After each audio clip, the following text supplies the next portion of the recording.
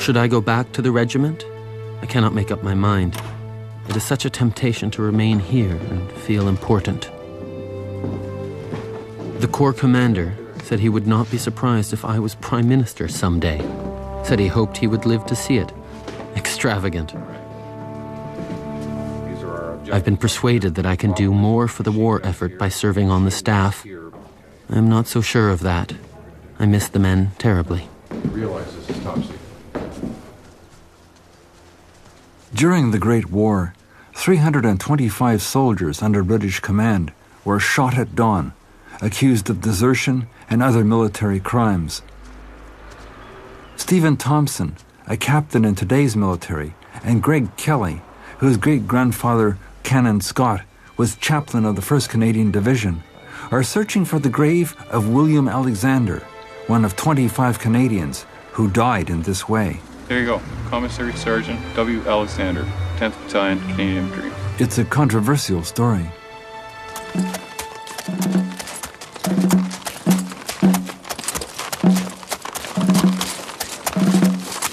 My great-great-grandfather took it upon himself to do whatever he could for this man because, his life was at stake. So, he was going back and forth to the headquarters, trying to talk to generals, anyone, to see if they could get this changed. And they all gave him the same answer. It's already kind of set in stone. Christ is with you, son. I want you to understand. You can choose to die like a man, like a soldier. They will offer you brandy. Do not take it. You're born with Christ is your eternal salvation. Stay calm and accept your fate. Son, I bless you in the name of the Father and the Son and the Holy Ghost. As a military officer, we hold commissions from the Queen, and our primary responsibility is to maintain discipline amongst those, who serve. So clearly, there has to be a way to maintain discipline.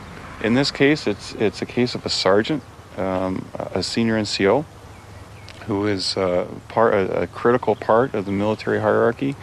The soldiers are looking up to him. Lance corporals are looking up to him. He's setting the example. And I know it seems harsh to us now, but back then it was completely within the norms, what they were trying to do. I feel that Mr. Alexander here, he came over and he volunteered. He was here to sacrifice everything he had. And in the end, maybe he made one mistake and he paid the ultimate price for it, but it just was unfair.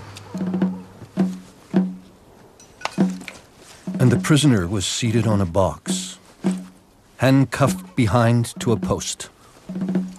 They put a gas mask over his head with the two eyepieces backwards so that he was completely blindfolded. A round piece of white paper was pinned over the heart by the doctor as a guide for the men's aim. Take position. The doctor and I went to the other side of the hedge and blocked our ears, but of course, we heard the shots. Aim! Fire!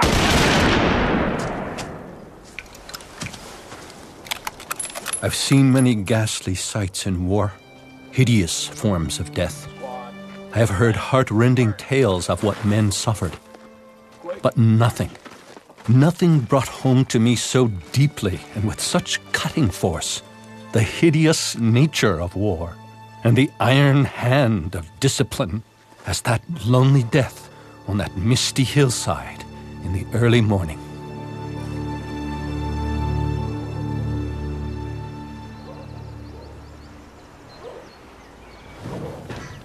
Dearest Mother, I have made a decision which I am afraid may not entirely meet with your approval, and which no doubt will cause you greater anxiety than you have recently been called upon to bear. I have decided, in short, to return to the regiment. Better to share in the making of history than the writing of it.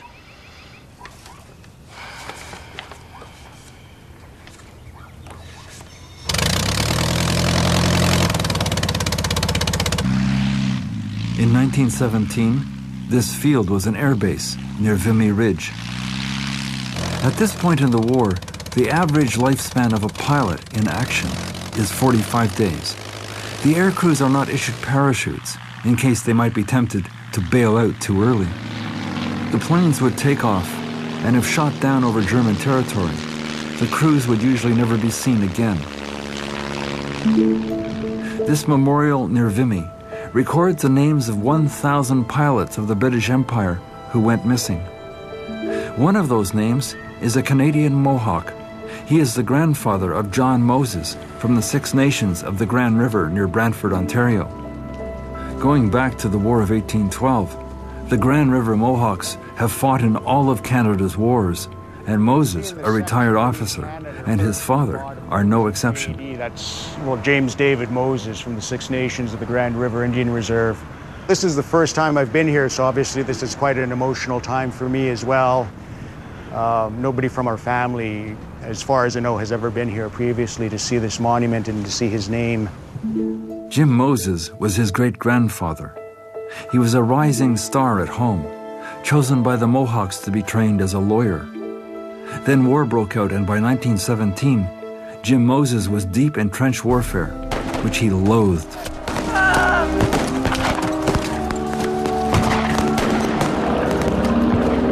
He was drawn to the sky, to the Air Force.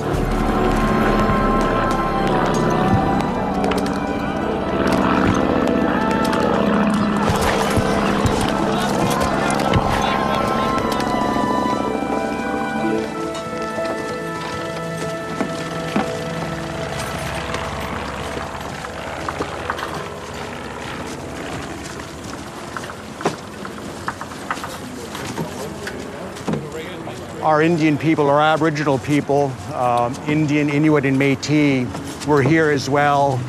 We fought and died in these same battlefields and in the skies overhead. And it's just unfortunate that that fact is often overlooked within the reading and writing of Canadian military history. Even though we were actively being denied the full rights and benefits of Canadian citizenship at home, we were nevertheless at the very forefront in fulfilling abroad what is arguably that single most onerous and profound obligation of citizenship in donning the sovereign's uniform and in bearing arms against the nation's enemies. Over 4,000 status Indians served, as well as an unrecorded number of Métis that ranges into the hundreds, as well as several Inuit from coastal Labrador who served with the Royal Newfoundland Regiment.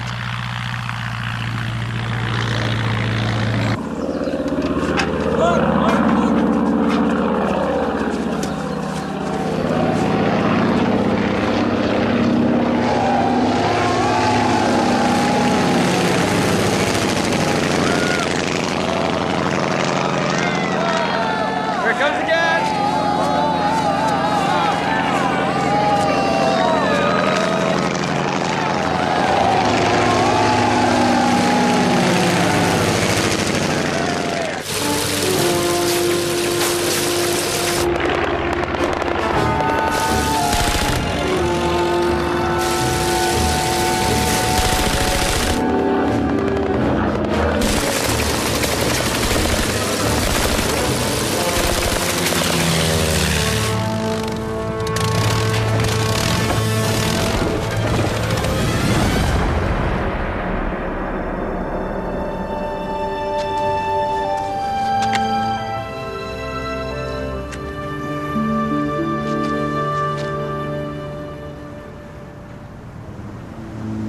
I'm just going to say a few words in Mohawk.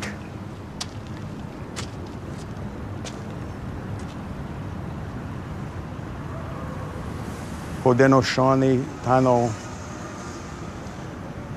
Ongwe Hoe Scano Tano Yahweh. I want those words to reflect off these walls. I feel a very solemn pride being here, knowing that our native people in Canada, and this man in particular, Lieutenant Moses, have laid as costly and as precious a sacrifice as they have at the altar of